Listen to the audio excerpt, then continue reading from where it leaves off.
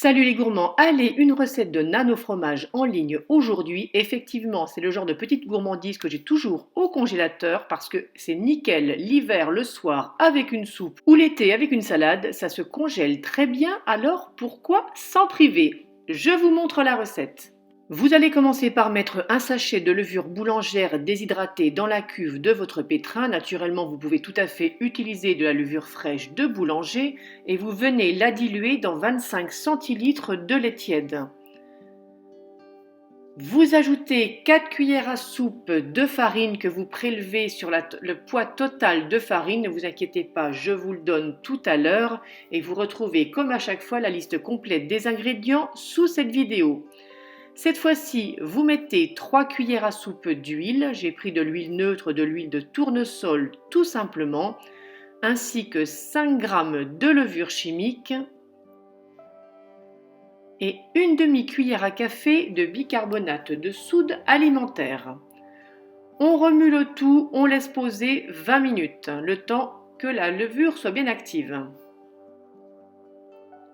Vous ajoutez donc le restant cette fois-ci de votre farine, ce qui fait un poids total avec les 4 cuillères à soupe de 350 g, une cuillère à café de sel fin. Vous mettez en route le robot et vous allez pétrir pendant 10 minutes.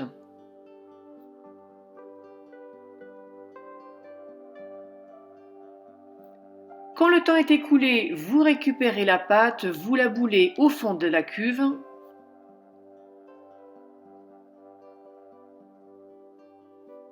Vous couvrez et vous laissez doubler de volume. Naturellement, le temps va varier en fonction de la température qu'il fait dans votre pièce. Quand la pâte a bien poussé, vous la dégazez.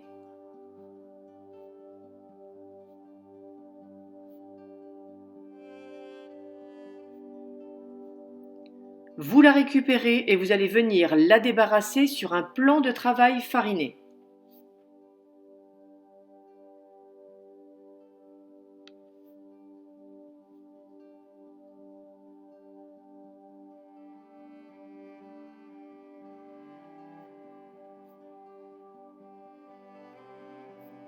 Vous allez la diviser en 8, tout simplement. Vous mesurez, vous pesez, peu importe, aucune importance. Vous le faites à l'œil, vous faites franchement comme vous en avez envie, mais vous la coupez en 8 morceaux.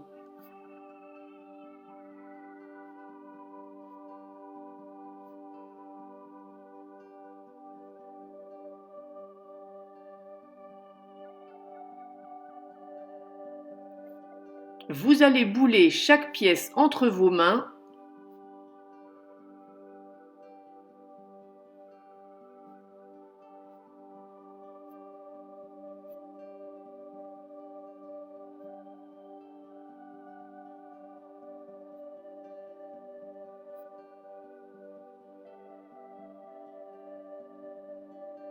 Et ensuite, vous reprenez chaque pâton et vous allez venir l'étaler légèrement.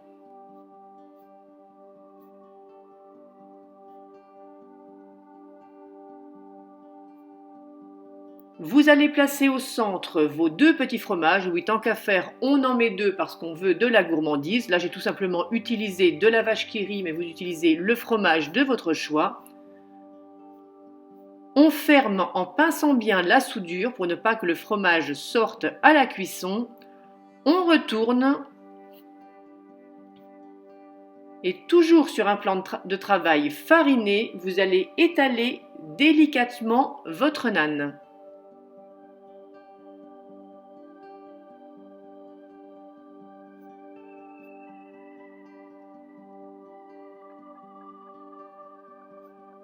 Voilà l'épaisseur que vous devez obtenir. Je vous en montre un petit deuxième pour le plaisir.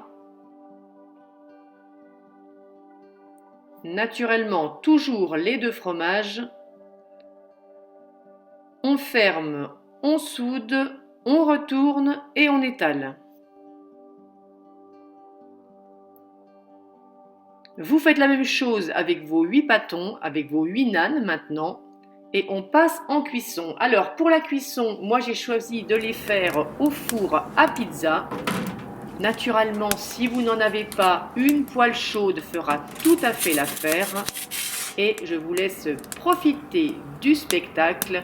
Je laisse la vidéo en temps réel pour que vous puissiez voir le temps que ça prend, c'est ultra rapide.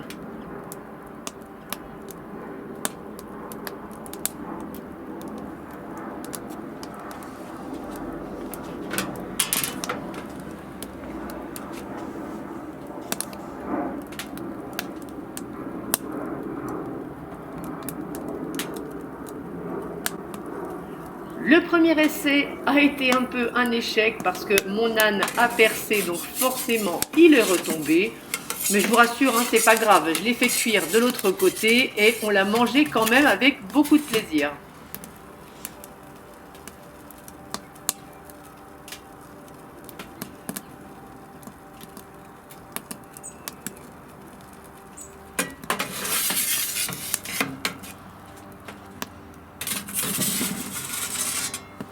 Deuxième essai, je l'ai mis un peu moins près de la cuve de braise parce que le premier avait eu un petit peu chaud d'un côté. On apprend de ses erreurs tout simplement. Et c'est parti, ça gonfle.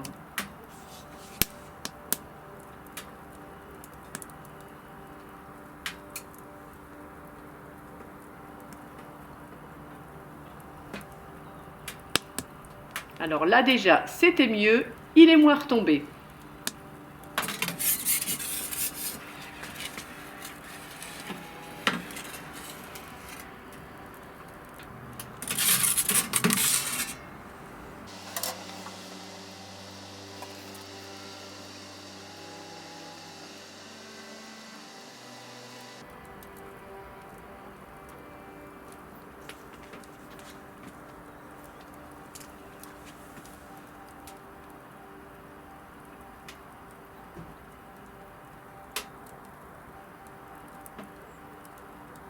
Et vous continuez ainsi naturellement jusqu'à ce que vous ayez cuit vos 8 nanes.